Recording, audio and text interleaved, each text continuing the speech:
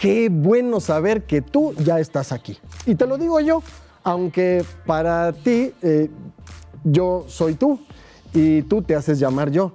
Pero lo importante es que para los pueblos originarios, tanto tú como yo, somos lo mismo. Provenimos de la misma esencia, la misma madre, la madre tierra, la madre naturaleza o la Pachamama, como le conocen algunos pueblos. Hola Javi, qué importante reflexión, porque para los pueblos originarios del mundo, algo así como 476 millones de personas en 90 países distintos, la madre tierra como dadora de vida es sagrada. Así es, Conciencia, y llevan muchos años viviendo de ella, pues como cazadores, recolectores, como agricultores. ¿Cómo podrán hacerlo en armonía? Porque la respetan profundamente. Por eso hoy en el programa hablaremos de estos temas para hacer al público más consciente de estos saberes ancestrales que resguardan estos pueblos. Pues si te parece, vamos a ver una cápsula acerca de este tema. Adelante.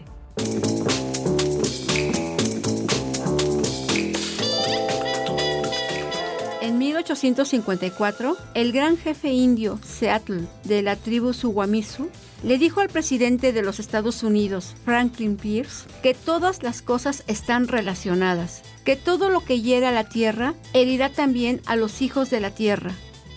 Los leñadores totonacos solicitan la venia del Señor del Monte y le piden perdón al árbol que necesitan cortar con reverencia y humildad.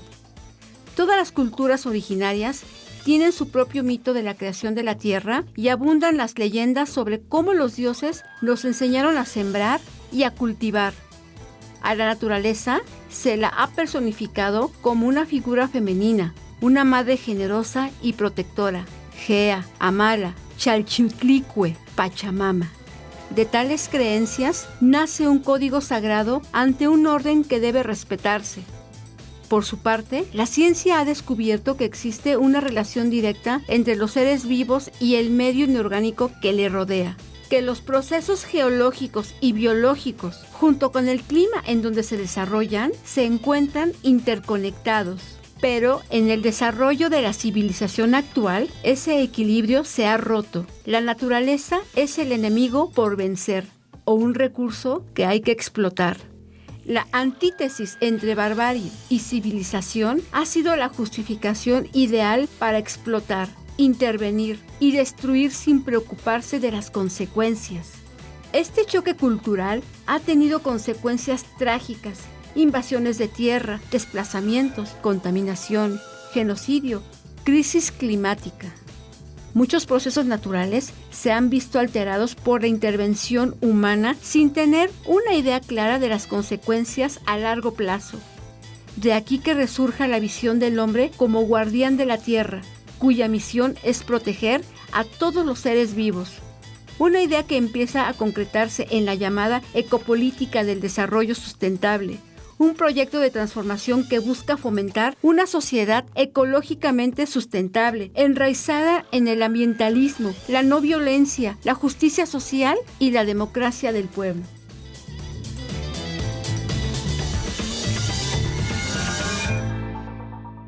Mucho tenemos que aprender o reaprender de nuestros pueblos originarios. Hoy estaremos hablando de esta relación entre estas culturas ancestrales y la naturaleza. Y nos da mucho gusto recibir aquí en el estudio a Alejandra Cerdeño Lanz, activista y fotógrafa mexicana que trabajó por 20 años en el Totonacapan con las comunidades indígenas, es co-creadora y cofundadora del Centro de las Artes Indígenas y del Festival Cumbre Tajín. Es autora fotográfica de los libros El arte de ser totonaca y también Las mujeres de humo, recetario espiritual totonaca. Alejandra, bienvenida.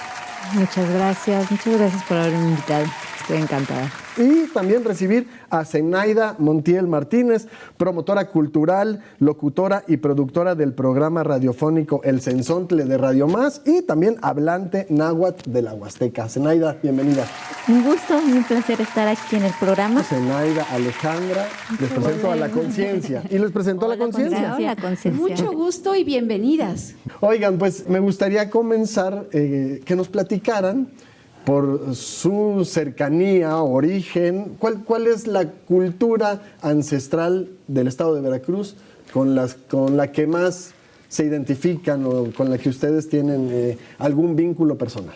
Estuve muchos años trabajando en el Totonacapan, entonces es la cultura que más cercana está a mí. Sin embargo, creo que los pueblos originarios en todo el planeta tienen como la misma base, ¿no? Que en realidad somos hijos de la tierra y que la tierra, como bien decían, es la madre, ¿no? Es la que nos da el sustento, la que nos da agua, la que nos permite tener alimentos, etcétera, ¿no? Y esa es la cosmovisión totonaca.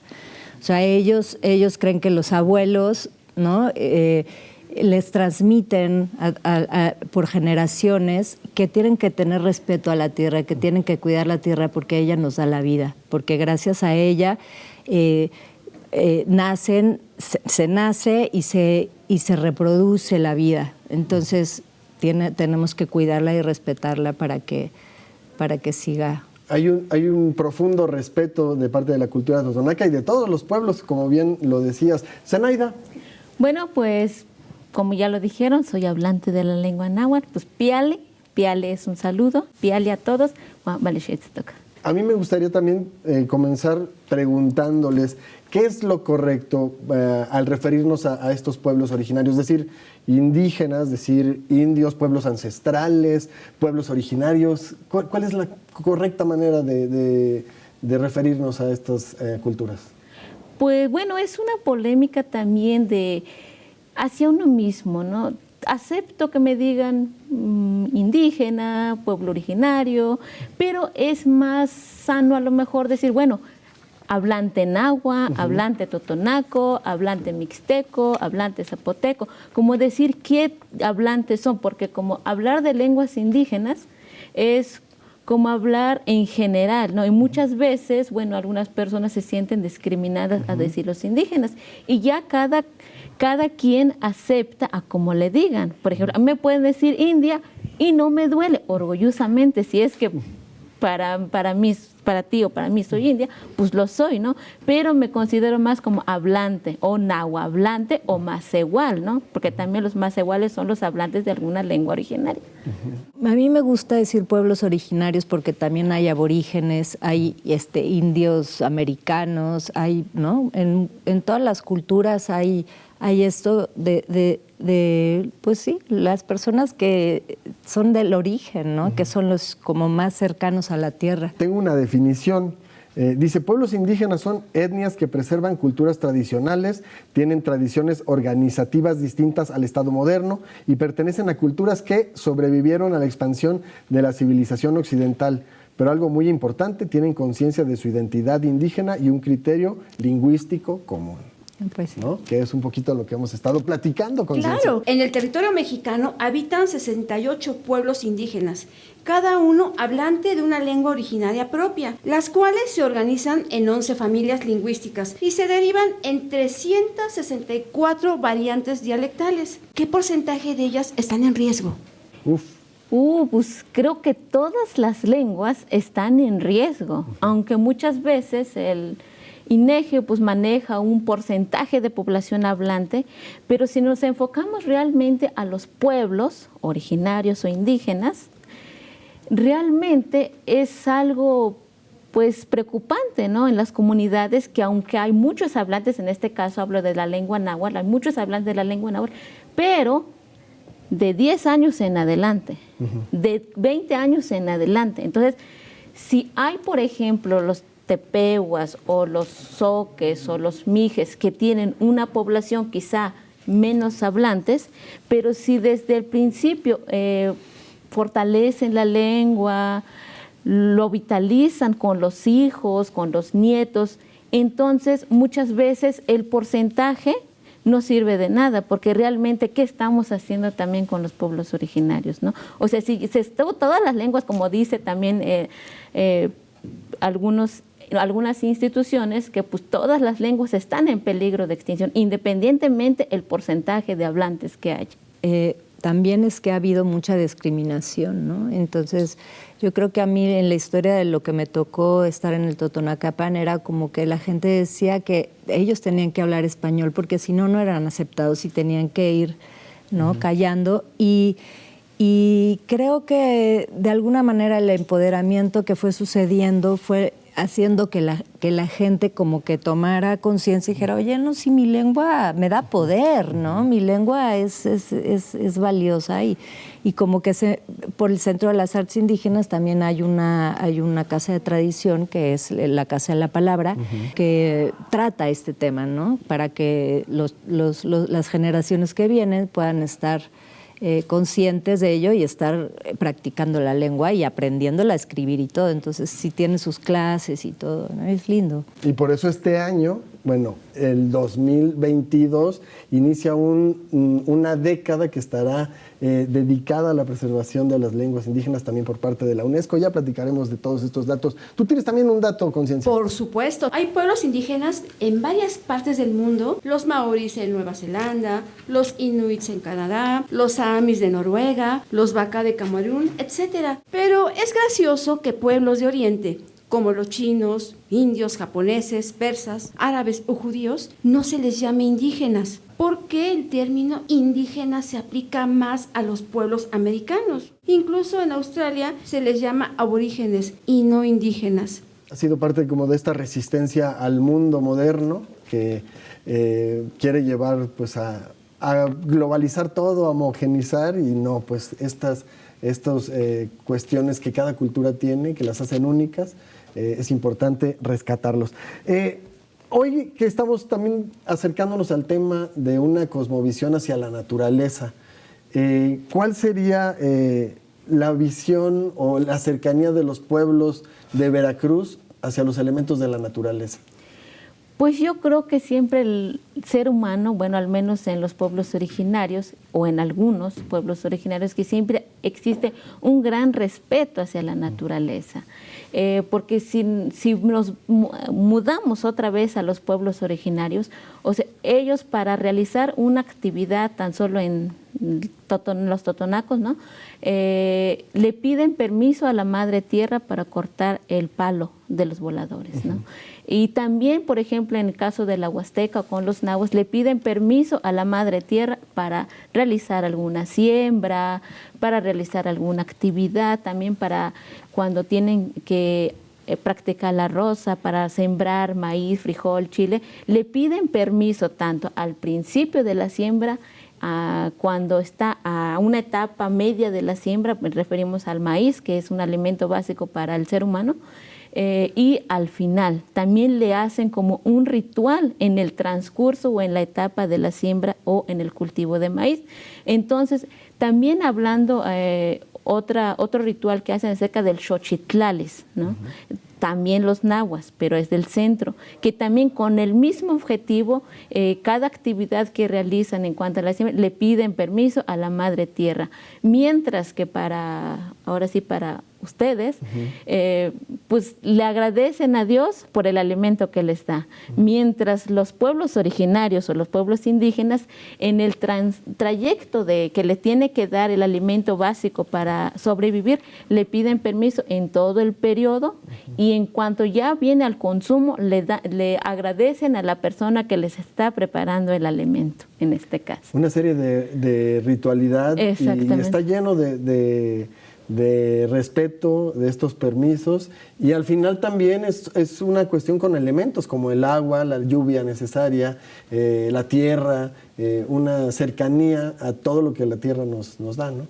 No, y incluso, por ejemplo, sí se han estado rescatando ceremonias, por ejemplo, al agua, ofrendas al agua, de cómo los abuelos lo hacían, ¿no? Como estar buscando esos elementos de cómo hacer pedir esos permisos, ¿no? Yo creo que también los pueblos originarios han sufrido, pues, de perder muchas de sus cosas que tienen que trabajar para rescatar, porque no está todo a flor de piel, ¿no? Todo en muchas de las culturas está un poco perdido. Entonces yo creo que sí debe haber un trabajo profundo de su parte para seguir como buscando ese origen, ¿no? Que no nos perdamos y que no se pierdan ellos también.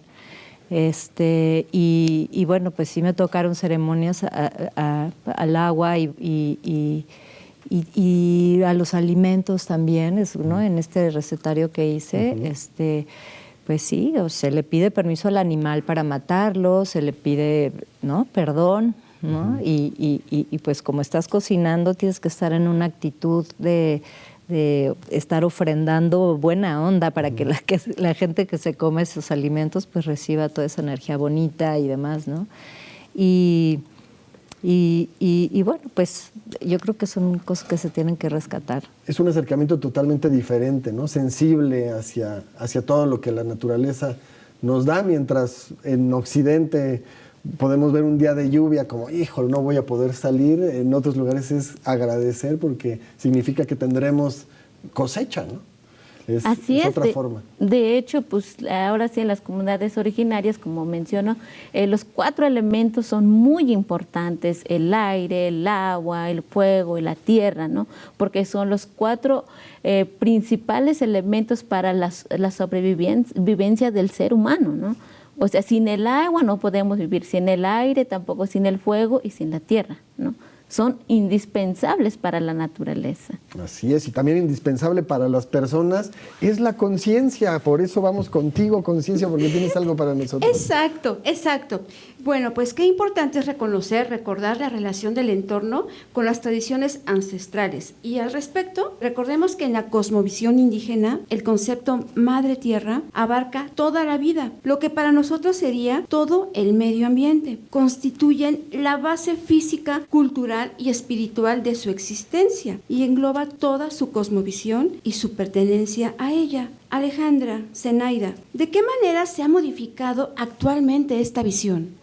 ¿Se ha modificado esta visión? ¿Sigue existiendo todo esta cercanía dentro de los mismos pueblos? Como por naturaleza, la generación que está ahora pues está perdiendo porque quiere salir, porque está influenciada por la televisión, por la tecnología y todo, y entonces quiere de alguna forma salirse de eso, ¿no? Las generaciones. Y sí hay muchachos que quieren, ¿no? Como retomar esa línea y seguir con esto, ¿no?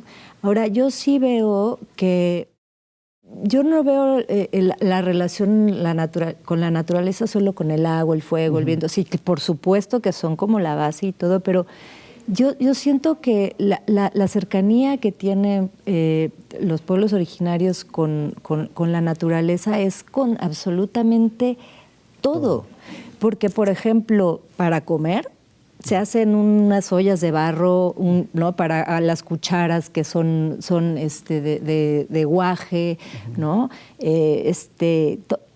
Toda la relación es utilitaria, ¿no? O sea, las palmas para hacer sus cestas y para poder cargar cosas, para poder pescar, tienen que sacar, ¿cómo se llama esta planta? Se me fue ahorita el nombre, pero como unos magueyes, ahorita te digo el nombre, y los deshilan para hacer las atarrayas. O sea, todo está relacionado con el uso responsable de los recursos naturales que tienen ahí, ¿no? O sea, comen chile, comen calabaza, comen flor, comen lo que hay ahí, el pollo y los cerdos y lo que tienen ahí. O sea, no es necesario salirse, ¿no? a comprar otras cosas. Claro que ahora ya se quiere esto, se quiere el otro por la misma globalización, ¿no? Pero yo sí veo que hay una relación muy viva todo el tiempo con esa conexión con la naturaleza. Entonces no siento que se ha perdido, pero sí hay que poner atención, sobre todo en las generaciones nuevas, que lo valoren realmente. Esto también tiene que ver con la lengua, con cómo se llaman las cosas, ¿no? No contradecir tampoco, pero creo que sí ha cambiado en cuanto a las siembras, ¿no? En las comunidades realmente ahorita ya utilizan diferentes pesticidas, ¿no? También. Porque también realmente el trabajo de campo es muy duro, ¿no? O sea, muchas veces decimos, ay, no, el campo es muy bonito ir a visitar, muy bonito ir a ver 2 o 3 días, pero cuando es trabajar de sol a sol, es mal pagado, la alimentación, entonces muchas veces, aunque la persona o el campesino no quisiera ocupar ciertos productos, lo tiene que utilizar, porque si contrata, por ejemplo, trabajadores, les tiene que dar de comer en la mañana, a mediodía y en la tarde, ¿no? Entonces, haciendo cuenta, pues ya no conviene sembrar, ¿no? Y si nos damos cuenta, pues el alimento básico, al menos en México, es el maíz, ¿no? El maíz, no podemos vivir sin maíz, ¿no? Entonces, sin querer, el hombre o el campesino empieza a utilizar recursos, pues para tratar de estabilizar su economía. Sí. Además, la gente ya no quiere trabajar en el campo, como dicen, la migración, ya también los rituales ya no los quieren hacer uno, porque es muy costoso. No es nada más hacer un día un ritual, lleva una semana, lleva 3 días mínimo. Entonces, mucha gente lo que hace hoy en día es solamente decir que hacen, pero ya no se hace como se hacía anteriormente. No como antes. No como antes, porque antes era, por ejemplo, en las comunidades son muy colectivos, son muy solidarios, no te dejan solo por más que no tengas a nadie, tanto en la siembra, tanto en los rituales, hasta en los funerales, o sea, todo se trabaja en colectivo. Es difícil esta cuestión. Totalmente. Conciencia. Según datos oficiales, México cuenta con gran diversidad de pueblos indígenas que se localizan en las áreas naturales protegidas. ¿Creen ustedes que juegan un papel importante en el manejo, conservación y desarrollo de la biodiversidad de las zonas donde habitan? ¿Qué papel toman ellos en estas zonas? Bueno, pues siempre la comunidad, no es necesario que le digan tienes que cuidar el agua, tienes que cuidar el bosque, tienes que cuidar ciertas cosas, ¿no? El ser humano en los pueblos originarios han tomado conciencia desde hace años, ¿no? Antes de toda esta aculturación que ocurrió, el campesino o la comunidad siempre ha tomado esa conciencia porque siempre ve a beneficio no propio, sino de toda la comunidad. Entonces, aunque no le digas el campesino, cuida tu bosque, él lo va a cuidar. Él tiene una reserva territorial, hablemos de la Huasteca, hay varias reservas territoriales que sin la necesidad de protegerla, nada más que, oye, vas a pescar, un ejemplo para la pesca, pesca, pero en cierta etapa, ¿no? Y si tanto como en las comunidades como hay leyes consuetudinarias, entonces tú me desobedeces, o te saco de la comunidad o me respetas, ¿no? O sea, y no, yo como Zenaida no puedo defender a mi hermano si cometió un error, porque si no, también soy o formo parte de esa pues de ese error que uno está cometiendo, ¿no? Entonces, muchas veces las comunidades se basan en las leyes consuetudinarias porque son necesarias dentro de la comunidad. Hablemos de pesca, ¿no? Hubo un tiempo que en algunas comunidades empezaron a aventar cohetes en el río o en el arroyo para pescar, porque ya había como una competencia, cuánto pescas y todo, ¿no? Pero llegó un momento que empezaron a castigar, ¿no? Yo creo que los pueblos originarios siempre van a defender sus territorios y lo tienen muy claro. Lo que pasa es que a veces sobrepasa porque la explotación de las grandes corporaciones o lo que sea están de alguna manera minando siempre alrededor de eso. Entonces creo que ya están saliendo también otros defensores, ¿no? Que, ¿no? Los derechos de la madre tierra, ¿no? Derechos de los ríos, los derechos del agua, ¿no? Como que sí se están levantando muchas personas trabajando en pro de esto para poder ayudarles a proteger a estas comunidades, pues un poquito con más conciencia, ¿no? ¿Verdad? Conciencia, porque, híjole, sí tenemos que trabajar mucho para ayudar a preservar todo este conocimiento que si se pierde, pues se van los orígenes. Y ahí les queremos agradecer que hayan estado con nosotros este día en Más Consciente y invitarlas también a que se queden con nosotros para siguientes programas. Perfecto. Muchas gracias. Y muy bien, también el agradecimiento pues es para ti, porque ahora la semilla del cambio está en ti. Esto fue Más Consciente.